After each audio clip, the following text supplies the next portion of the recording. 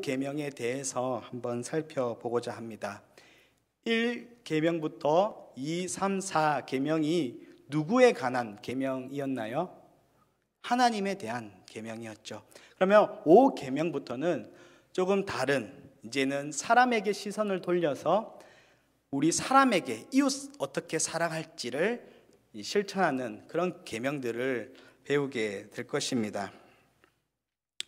조금 눈여겨볼 것은 하나님에 대한 계명이 4개인데 비해 사람에 대한 계명이 6개나 된다라는 점이 조금 눈여겨볼 필요가 있다라고 저는 생각을 합니다. 왜냐하면 우리가 하나님을 섬기기 위해, 하나님을 예배하기 위해 모인 성도들인데, 거룩한 백성들인데, 그에 대한 하나님 계명보다 사람에 대한 계명이 더 많은 비중을 차지한다는 것은 그만큼 중요하다라는 것을 의미하고 있기 때문입니다. 아마 우리가 현실 속에서 정말로 지키기 어려운 계명들이 이 사람들과의 관계, 이 사회에서의 우리의 위치, 그런 맥락 아래에서 우리가 계명들을 놓칠 그런 경우가 많기 때문에 더 강조를 하고 있지 않을까, 그렇게 생각도 됩니다. 오늘부터 이제 제5계명부터 사람, 이웃 사랑에 대한 어떤 하나님께서 말씀하실지 우리가 함께 또 배우고, 우리가 또 배운 것을 어떻게 해야 될까요? 나가서 실천해야 되겠죠. 그런 삶을, 하나님께 순종하는 삶을 살아가는 저와 여러분 되시기를 바랍니다. 네, 이 시간 122문부터 우리 한번 살펴보고자 합니다. 자, 122문은 본격적인 5계명 들어가기 전에 사람에 대한 계명에 대한 간략한 소개를 하고 있는 문답입니다. 우리 한번 제가 질문하면은 우리 답을 함께 읽어보도록 하겠습니다. 사람에 대한 우리의 의무를 포함하는 나머지 6계명의 대강령은 무엇인가? 사람에 대한 우리의 의무를 포괄하는 나머지 6가지 계명의 대강령은 우리 이웃을 내 몸같이 사랑하며 남에게 대접을 받고자 하는 대로 우리도 남을 대접하는 것이다. 네, 이 문답을 보니까 크게 2가지로 우리가 볼 수 있겠습니다. 첫 번째는 무엇이냐 하니까 우리 성경 말씀을 한번 살펴볼 텐데요. 마태복음 22장 39절에는 둘째도 그와 같으니 내 이웃을 내 자신과 같이 사랑하라 하셨으니 라는 말씀이 등장을 합니다. 그리고 마태복음 7장 12절 말씀은 또한 역시 유명한 말씀이죠. 그러므로 무엇이든지 남에게 대접을 받고자 하는 대로 너희도 남을 대접하라. 이것이 율법이요 선지자니라 라고 되어 있습니다. 그래서 첫 번째 말씀을 통해 우리 마태복음 첫 번째 22장의 말씀을 통해서 볼 수 있는 것은 내 이웃을 누구와 같이 사랑하라고 말씀하고 있습니까? 바로 나 자신. 나 자신을 사랑하는 것처럼 내 이웃도 역시 사랑해야 한다라는 예수님의 말씀입니다. 우리는 누구나 나 자신을 사랑할 수밖에 없습니다.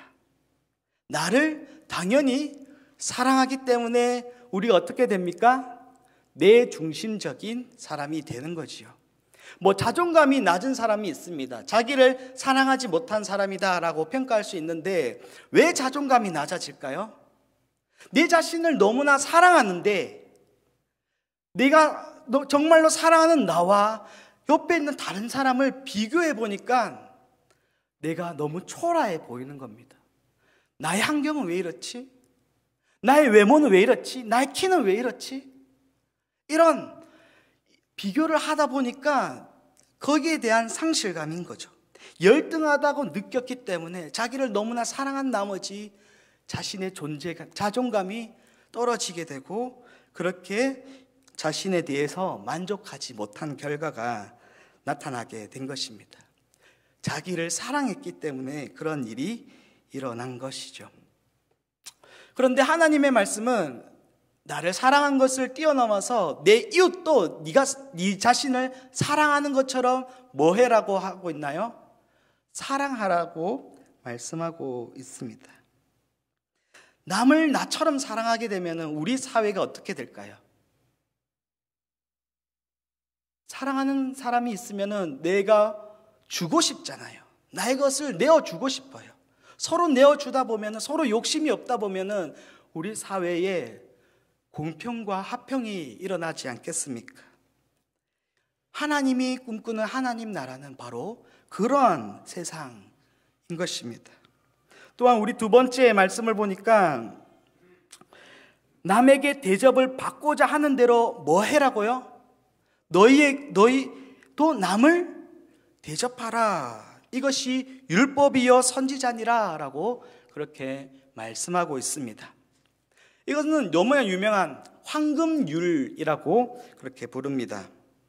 왜 황금률이라고 불렀느냐 하면 3세기에 로마 황제 세베루스 알렉산드가 이제 이 성경 구절을 황금으로 써서 자기 거실 벽에 붙였다 그렇게 전해져서 황금률이라고 그렇게 불리게 되었습니다. 우리가 살다 보면은 나는 남에게 피해만 안 주면 되지 이런 생각을 많이 가지잖아요. 나는 올바른 사람이야. 나는 괜찮은 사람이야. 왜?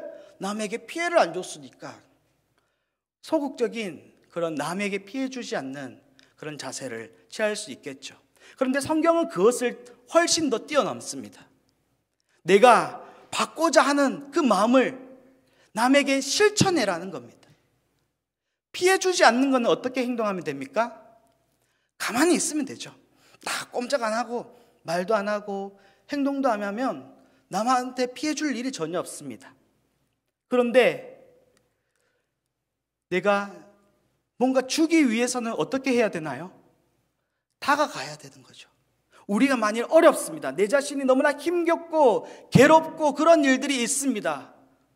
물질적으로 너무나 궁핍해서 누군가가 좀 나를 채워줬으면 좋겠다는 그런 절박한 심정이 있습니다. 그런데 옆에 어떤 사람이 있는 겁니다. 그럼 우리 마음에 어떤 마음이 듭니까? 너와 나는 다르니까 나는 굶으면 되지 이런 마음이 드나요?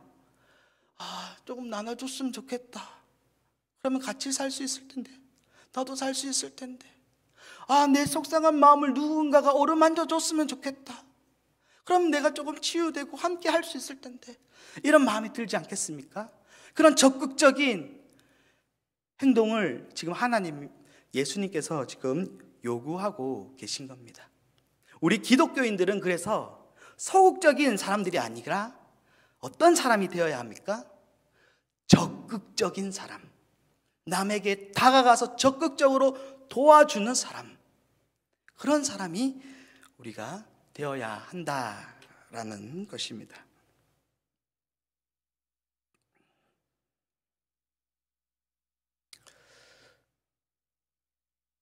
그래서 우리가 또한 이런 질문을 할 수 있겠죠. 그러면 우리의 이웃은 누구인가? 이웃을 사랑해야 되잖아요. 그러면 누구를 이웃으로 삼고 도와줘야 한단 말인가? 이웃이 누구냐에 대한 질문을 할 수 있겠죠.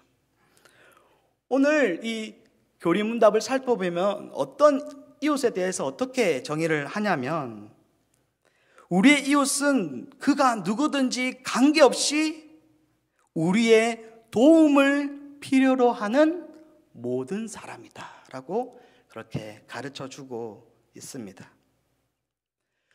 나의 도움이 필요한 사람, 나에게 이득이 없고 나와 전혀 무관하고 나와 전혀 상관없어서 내가 저 사람을 안 도와주는 것이 오히려 나한테 손해가 안 되는 그런 상황 가운데서도 우리는 그 사람을 이웃이라 생각하고 도와줘야 한다라는 가르침을 주고 있는 것이죠. 누가복음 10장 25절에서 37절에 보면은 율법교사가 나오는데요. 그 율법교사가 예수님에게 이런 질문을 합니다. 무엇을 해야지 영생을 얻을 수 있습니까? 그래서 예수님이 대묻지요. 율법에 뭐라고 기록되어 있습니까? 그러자 율법교사가 우리가 금방 잘 얘기했던 하나님 사랑하고 이웃 사랑하는 것입니다 라고 그렇게 말을 합니다. 예수님은 네 맞습니다, 옳다, 그렇게 인정을 합니다. 그 율법교사가 자기를 막 의로움을 드러내고 싶었던 겁니다. 그래서 물어보는 거죠. 그러면 누가 내 이웃입니까? 율법교사는 아마 율법을 잘 지키는 당신이 바로 좋은 이웃 같습니다 라는 대답을 원했을지도 모릅니다. 그런데 예수님은 한 비유를 얘기를 해줍니다. 어떤 비유입니까? 너무나 유명한 선한 사마리아 비유입니다. 이 비유는 어떤 비유냐 하면 예루살렘에서 여리고로 가는 한 사람이 강도를 만납니다. 쓰러지죠. 일어날 힘도 없고 피도 나고 모든 걸 다 빼앗긴 상태입니다. 그때 사람들이 지나가지요. 어떤 사람이 첫 번째로 지나갑니까? 제사장이 지나갑니다. 제사장이라면 종교적인 지도자를 말하는데 그냥 지나쳐 버립니다. 아마 피를 흘린 사람을 만지면 안 되니까 그럴지도 모릅니다. 레위인도 보고 그냥 지나갑니다. 그런데 한 사마리아 사람이 강도 만난 그 사람을 보고 도와줍니다. 2데나리온, 이틀 열심히 일한 그것을 가지고 여간에 사람을 통해서 이 사람을 좀 도와주고 부족하면 내가 더 드리겠습니다 라고 그렇게 부탁을 합니다. 누가 이웃입니까? 사마리아 사람, 도와줬던 사마리아 사람입니다. 율법교사는 이 사마리아 사람을 적대시했던 유대인이었습니다. 사마리아 사람을 상종도 하지 않고 더럽다고 여기고 원수같이 여겼습니다. 그런데 그 유대인을 도와줬던 그 이웃이 사마리아 사람이라고 예수님이 지금 말하고 있습니다. 사마리아 사람이라고 말을 못하고 자비를 베푼 자입니다 라고 율법교사가 그렇게 말을 했을 정도로 사마리아 사람을 싫어했습니다. 원수가 나를 도와주면 당연히 우리는 감사할 수밖에 없는 이웃의 참 모습을 우리는 예수님의 이 말씀을 통해 우리는 만나게 됩니다. 이게 바로 자기 십자가를 진다의 한 측면입니다. 마태, 마가, 누가 모두 예수님께서 제자들에게 이렇게 말씀하십니다. 자기 십자가를 지고 나를 따르라. 십자가라는 뭔가요? 십자가는 그냥 멋지게 막 생을 마감하는 걸까요? 처절한 죽음입니다. 처절한 희생입니다. 예수님이 그 처절한 희생, 그 참혹한 죽음을 우리를 위하여 당해 주시고 또한 사전에 너희도 자기 십자가를 지어야 된다라고 희생을 강조해 주셨습니다. 우리말에 이런 이순신이 말한 필사즉생, 필생즉사 그 비슷한 말을 예수님께서 하신 겁니다. 우리는 남을 도와야 하는 겁니다. 우리는 희생하는 사람들이어야 됩니다. 그것이 바로 기독교인이며 또한 교회 다니는 예수 그리스도의 제자들입니다. 이제 이 이웃사랑, 희생을 하는 이웃사랑의 여러 가지 측면들을 한번 살펴볼 텐데요. 우리 제5계명을 이제 본격적으로 한번 살펴보고자 합니다. 자, 23문입니다. 제가 질문하면 함께 답을 읽겠습니다. 그리고 24문도 같이 하도록 하겠습니다. 제23문 제5계명은 무엇인가? 제5계명은 내 부모를 공경하라. 그리하면 너의 하나님 나 여호와가 내게 준 땅에서 내 생명이 길리라 하신 것이다. 자, 우리 124문도 한번 살펴보겠습니다. 제5계명에 있는 부모는 누구를 뜻하는가? 제5계명에 있는 부모는 혈육의 부모뿐 아니라 연령과 은사에 있어서 모든 윗사람과 특히 하나님의 규례에 의하여 가정, 교회, 국가를 막론하고 우리 위에 권위의 자리에 있는 자들을 뜻한다. 네. 참 우리 문화 속에 효를 많이 강조를 했었습니다. 유교 문화 속에서 우리가 자랐기 때문에 충효인의 이 네 가지 덕목을 굉장히 중요시 여겼고, 또 옛날에 참 우리 어머님, 부모님의 그 희생을 딱 기억하면서 우리 부모님 생각만 하면 눈물 많이 흘리셨잖아요. 이런 노래도 있죠. 불효자는 뭐합니다? 웁니다. 이미자 하춘아였나요? 불러봐도 울어봐도 못 오실 어머니, 막 이러면서 막 불렀던 우리 어머니 세대들의 기억이 있을 겁니다. 그만큼 이 효에 대한 강조점이 있었지요. 그런데 내용을 한번 살펴보니까 이 부모에 대한 개념이 조금 넓다라는 것을 우리가 볼 수 있습니다. 단순히 가정에만 사용하는 것이 아니라 교회, 국가, 이 사회의 모든 측면 속에서 우리가 부모에 대한 그런 개념이 담겨져 있다라고 대교리문답은 또 가르치고 있습니다. 쉽게 말하면 권위에 대한 순종을 말하고 있습니다. 옛날에는 어릴 적에 예수님 잘 모를 때 이 부모를 공경하라 이 말을 참 이렇게 왜곡을 많이 했습니다. 부모를 공격하라. 그러면서 어머니 부모를 공격해야 된대요 라고 하면서 어머니를, 제가 좀 장난을 많이 치거든요. 집에서도 장난꾸러기입니다. 막 장난치고 했던 그런 기억들이 있습니다. 이 권위에 대한 문제인데요, 이 시대는 이 권위에 대한 문제가 조금 많이 사라지고 있고 권위에 대한 사람들의 인식이 안 좋아지고 있는 현실입니다. 우리 젊은이들을 보면은 이 권위를 굉장히 싫어하는 사람들도, 친구들도 참 많습니다. 세대 갈등이 일어나고 있고요.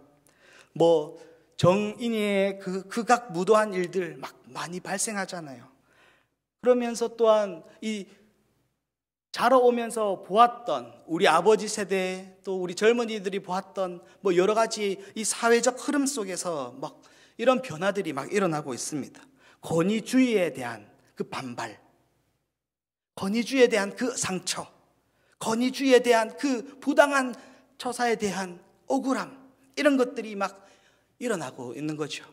그러다 보니까 정작 중요한 권위주의가 아니라 진정한 권위로 있는 그런 모습까지 지금 무너지고 있는 우리의 현실을 보게 됩니다.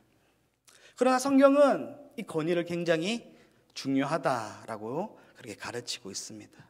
다음 주에도 역시 5계명을 또 살펴볼 텐데, 다음 주는 이제 위에 있는 사람으로서 아랫사람을 어떻게 해야 되는가를 좀 중점으로 다룰 되고, 이번 주는 아랫사람으로서 윗사람을 어떻게 해야 되는가를 중점으로 내용을 다루고 겁니다. 그래서 우리가 여러 가지 형태로 우리 권위를 인정을 해야 되는데요, 첫 번째, 우리 가정에서는 당연히 누구입니까? 부모님, 그리고 영장자, 나이가 많으신 분들도 역시 포함됩니다. 국가에 있어서는 우리의 또 일들을 맡아주고 있는 그런 위정자들을 또 뜻할 수도 있고, 그런데 이제 이 교리문답이 작성됐을 때는 기독교 국가였거든요. 그래서 여러 가지 문화적 차이가 있습니다. 지금은 민주주의 사회이고 그때는 왕이 또 통치했던 사회이기 때문에 작은 차이점이 좀 있지만, 그럼에도 그 일들을 하는 권위를 우리가 존중하고 바르게 한다면은 그들을 인정하고 또한 기도해 줘야 하는 그런 모습들이 필요합니다. 그리고 우리가 교육, 이런 학생 입장에서는 이제 뭔가 배우고 기술을 가르치고 또 배우는 입장, 이런 관계, 사제 관계에서도 역시 스승님을 존중하고 또 이렇게 우리가 잘 그 가르침을 받아야 된다라는 거죠. 그래서 우리가 성경 말씀을 한번 읽어볼 텐데요, 베드로전서 2장 13절과 14절에 이렇게 기록되어 있습니다. 인간의 모든 제도를 주를 위하여 뭐하되? 순종하되, 혹은 위에 있는 왕이나 혹은 그가 악행하는 자들을 징벌하고 선행하는 자를 포상하기 위하여 보낸 총독에게 하라. 그래서 바른 선을 위한 바른 정치가 이루어진다면 우리가 그들을 말에 순종을 해야 한다라는 내용을 또 알 수 있겠습니다. 자, 그러면은 이제 우리가 왜 윗사람들을 부모라 칭하고 또한 공경을 해야 하는가, 그 내용을 125문을 통해서 우리 한번 살펴보고자 합니다. 125문입니다. 왜 윗사람들을 부모라 칭해야 하는가? 윗사람들을 부모라 칭함은 육신의 부모같이 아랫사람들에 대한 모든 의무를 가르쳐 인류관계에 따라 아랫사람들을 사랑으로 부드럽게 대하고, 아랫사람들은 마치 그들 자신의 부모에게 하듯 자기 윗사람에 대한 의무를 더욱더 자원하는 마음으로 즐겁게 행하게 하려 함이라. 서로의 의무가 있다라는 거죠. 내가 위에 있다고 무조건 그들을 아랫사람이라고 힘없다고 막 내리갈굼하고 막 그렇게 하는 것이 아니라 서로에 대한 의무를 지켜가면서 그 안에 권위를 우리가 존중을 해야 된다라는 내용입니다. 그래서 우리가 특정한 역할들을 굉장히 중요시 여겨야 되는데요. 자, 부모에 대한 우리 역할을 한번 살펴보면은,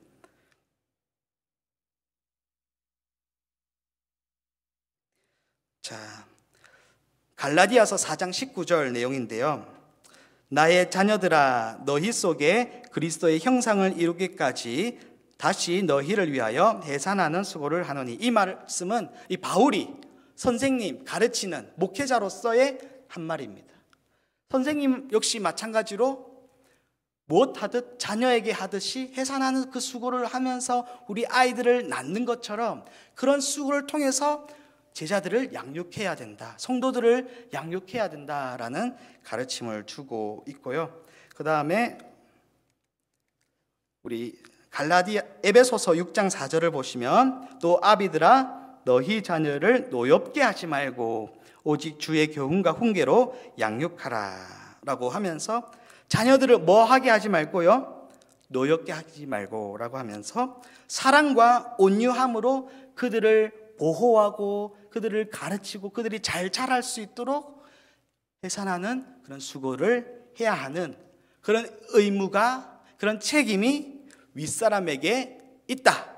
반드시 그 의무를 윗사람은 행해야 한다라는 그런 내용입니다. 그리고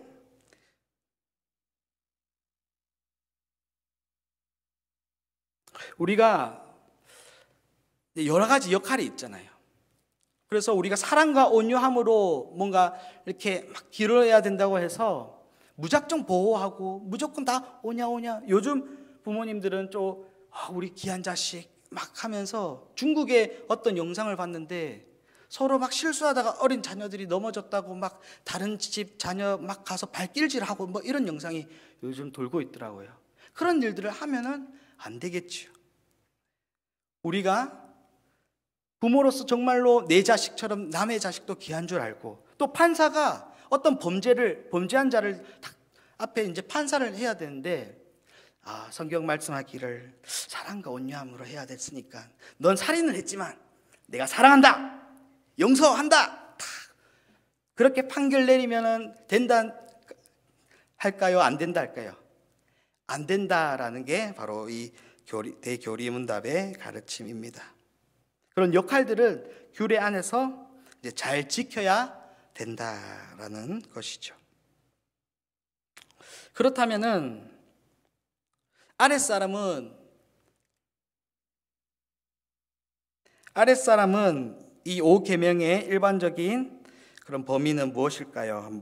우리 한번 또 126문과 127문을 우리 함께 살펴보도록 하겠습니다. 126문과 127문 함께 살펴보겠습니다. 제5계명의 일반적 범위는 무엇인가? 5계명의 일반적 범위는 아랫사람, 윗사람, 혹은 동등자들로서 상호관계에 있어서 우리가 서로 지고 있는 의무를 행하는 것이다. 127문을 우리 한번 또 읽어보겠습니다. 아랫 사람들이 윗사람들에게 어떻게 존경을 표시해야 할 것인가? 아랫 사람들이 윗사람들에게 표시해야 할 존경은 언행심사 간의 모든 합당한 경의와 그들을 위한 기도와 감사, 그들의 독행을 본받음과 그들의 합법적인 명령과 권고에 즐거이 순종함과 그들의 징계에 당연히 굴복함과 그들의 여러 등급 및 그들의 지위의 성질에 따라 윗사람들의 인물과 권위에 충성하고 옹호하며 지지함과 그들의 연약성을 참고 이를 사랑으로 덮음으로써 그들로 하여금 그들과 그들의 통치에 영예가 되게 함이다. 네. 우리가 아랫사람으로서 또 윗사람을 대할 때에 어떻게 해야 한다입니까? 마음과 생각의 태도뿐만 아니라 말과 행동으로 해야 한다라는 것이죠. 디모데전서 2장 1절과 2절을 보시면은 특별히 우리가 무엇을 해야 될까요? 기도해야 한다라는 거죠. 디모데전서 2장 1절과 2절은 이렇게 기록되어 있습니다. 그러므로 내가 첫째로 권하노니 모든 사람을 위하여 간구와 기도와 도고와 감사를 하되 임금들과 높은 지위에 있는 모든 사람을 위하여 하라. 이는 우리가 모든 경건과 단정함으로 고요하고 평안한 생활을 하려 함이라.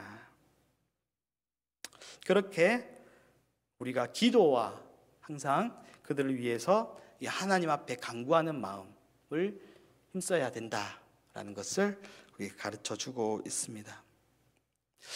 요즘 더욱더 우리가 이 나라를 위하여 많이 기도해야 하지 않을까 그렇게 생각되는 때입니다. 국가가 많이 또 이렇게 예전보다 더욱더 예민한 그런 사회가 되었고 어려운 사회가 되었습니다. 세계적으로도 그렇지요. 많은 어려움과 이제 그 문제점이 막 일어나면서 막 어떻게 해결할 것인가, 어떻게 극복해 나갈 것인가, 환경도 그렇고 막 여러 가지 문제들이 많습니다.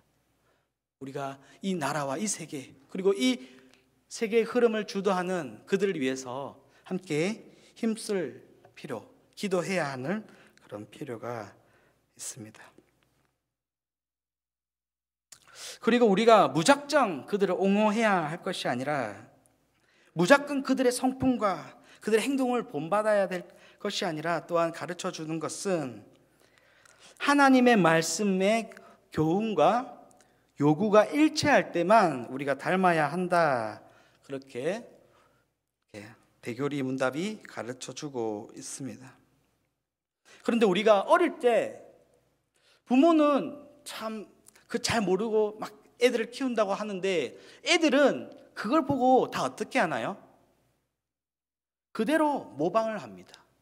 부모로서의 우리 역할, 기능이 참으로 먼저 중요하다 그런 생각을 하게 합니다. 뭐 다 커서는 우리 어머니, 우리 부모님, 뭐 저 국가의 위정자를 보니까 전혀 성경대로 안 사네. 저건 아니지 라고 할 수 있는데 그 판단하기 전의 상태는 어떻습니까? 그걸 모르니까 자연스럽게 우리 아이들에게 그게 흘러가게 되는 겁니다. 우리 자녀들에게 또 우리 제자들에게 또 우리의 그 주변에 있는 아이들에게 그것들이 이렇게 모방하게 이렇게 흘러가게 되는 거죠. 그래서 우리가 어릴 적에 혹시 어린 아이를 이렇게 품고 있다라고 했을 때에 나의 정서 표현 그리고 나의 행동, 작은 행동 하나에도 굉장히 신중을 기울여야 할 것입니다. 그대로 우리 아이들이 보고 본받게 된다라는 것을 기억해야 할 것입니다. 우리가 커서는 또한 이제 성경 말씀을 다 깊이 묵상하고 날마다 뭐 큐티 말씀 묵상하면서 이제 말씀대로 살기를 또 추구하면서 막 윗사람들이 막 악행을 저질러요.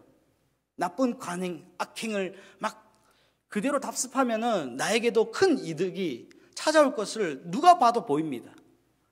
그런데 성경과는 다르죠. 그럴 때 어떻게 해야 될까요?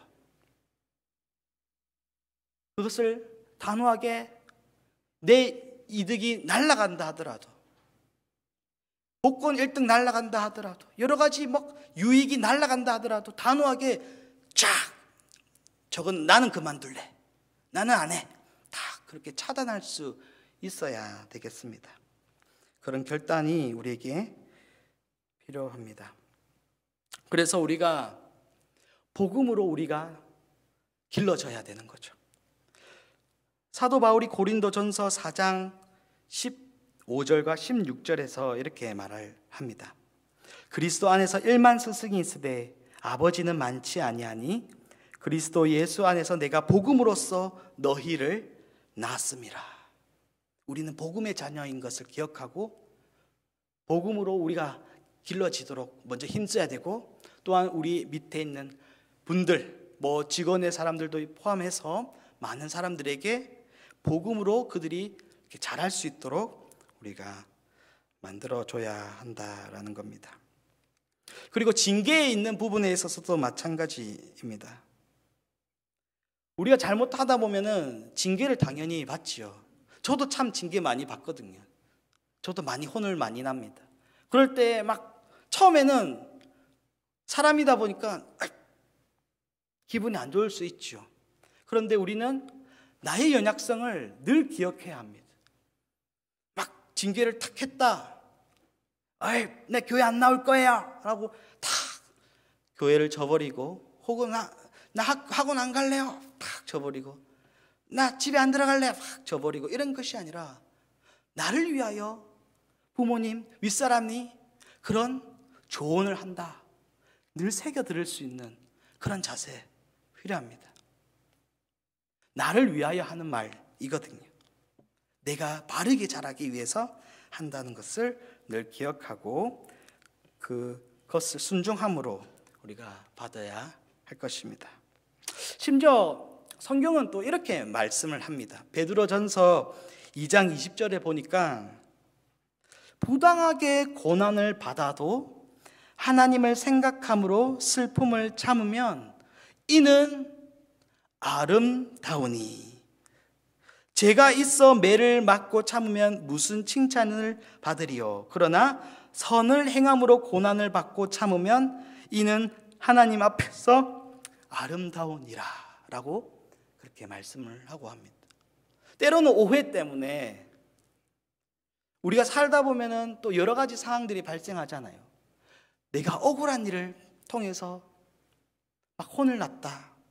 그래도 뭐야 하고 우리가 죄로, 악으로 그것을 갚는 것이 아니라 그것을 먼저 참고 아름다움을 우리가 뽐내야 한다. 그렇게 성경은 가르쳐 주고 있습니다. 물론 윗사람이 연약할 수 있죠. 많은 젊은 세대들은 윗사람들 보고 안 좋은 말로 폄하하면서 그들을 존중하지 않는 그런 모습들도 참 많이 요즘 보게 됩니다. 연약하다, 부족하다, 이렇게 얘기를 하더라고요. 그런데 우리는 비록 연약한 분들이 있는다 할지라도 그들을 멸시하거나 이렇게 해서는 안 된다라는 가르침을 또한 이 대교리문답이 주고 있습니다. 그 연약성을 우리가 먼저 참고 인내하는 태도를 지녀야 된다라는 거죠. 또 한편으로는 그가 엄청난 악을 행한다, 윗사람이. 이 대교리문답이 그렇게 할 때는 또한 그것을 고칠 수 있도록 이제 폭로하고 항거하는 더 높은 충성이 요구되기도 한다. 이렇게 또한 가르치고 있습니다. 그들의 비행을 국가나 교회의 법적 기관에 보고하는 것도 우리의 의무다라고 하면서 어쨌든 잘 인내하고 참지만 너무 악한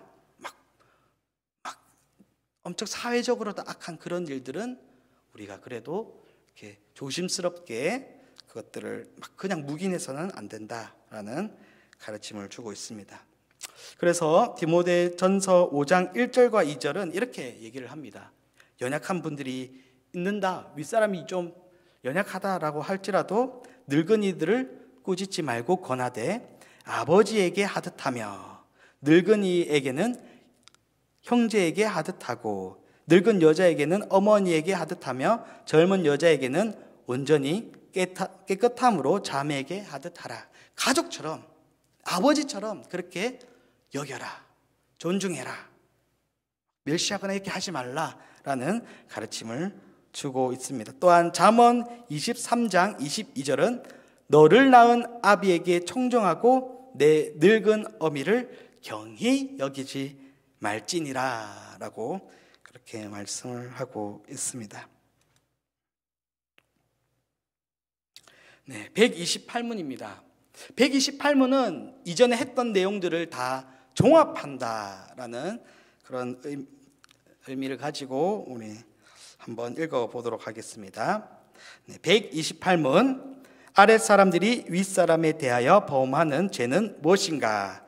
아랫사람들이 윗사람들에게 짓는 죄는 그들에게 요구된 의무를 소홀히 함과 합법적인 공고와 명령과 징계에 거스르는 것과 그들의 인물과 지위를 시기하고 경멸하고 반역함과 그들과 그들의 다스림의 치욕과 불명예로 판명되는 그런 모든 수치스러운 태도 등이다. 네, 우리가 이 말씀을, 이 5계명을 잘 지켜나가면서 건의가 먼저 바로 서고 또한 아름다운 질서 있는 공동체가 되길 소망합니다. 마무리하면서 우리가 예수님께서 이제 바리새인과 서기관에게 그런 이렇게 말씀하신 내용들을 한번 살펴보고 마무리 짓고자 합니다. 바리새인과 서기관들에게 외식하는 자들이여라고 하면서 어떤 비난을 하셨냐면 하나님께 드림이 되었다, 고르반이죠. 되었다라고 하면서 이 부모에 대한 이 제5계명에 대한 소홀히 여기는 부분들을 바리새인과 서기관들이 범한 것을 보면서 그것은 계명을, 하나님에 대한 계명을 어긴 것이다, 외식하는 자들아라고 그렇게 말씀하는 장면을 우리가 보게 됩니다. 사람에 대한 계명이 어떻다는 거죠? 중요하다라는 겁니다. 우리의 이웃들이 중요하다라는 겁니다. 하나님을 섬기는 것처럼 이웃들도 섬기고 하나님을 사랑하는 것처럼 이웃을 사랑해야 한다라는 것이죠. 이렇게 이웃 사랑을 실천하는 하나님의 기쁨이 되는 저와 여러분 되시기를 바랍니다. 기도하겠습니다. 하나님, 오늘도 말씀을 배우면서 영육의 성장을 이루게 하시니 감사드립니다. 우리가 이 말씀을 통해서 더욱더 삼위 하나님께 영광과 존귀와 찬양을 드리게 하여 주시옵소서. 오늘은 제5계명 우리 부모를 공경하라에 대해서 배웠습니다.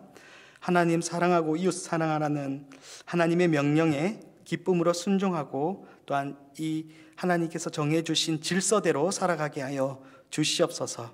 그래서 사랑이 가득 넘치며 또 아름다움이 가득 넘치는 우리 될 수 있도록 인도하여 주시옵소서. 예수님의 이름으로 기도하옵나이다. 아멘.